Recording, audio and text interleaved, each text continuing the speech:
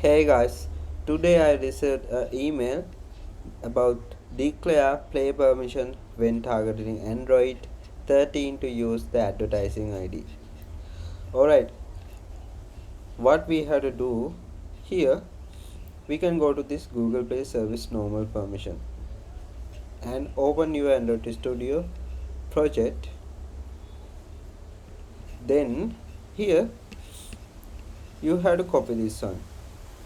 Users permission Android colon name com.google.android.gms.permission.add underscore id. Okay, now if you need to prevent the permission from the getting merged into your app through dependencies such as SDKs, include the tool colon node equals to remove.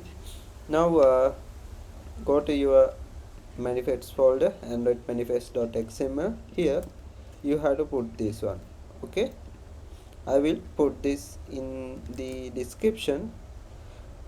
Okay, please subscribe to my YouTube channel and I will see you in the next video. Thank you.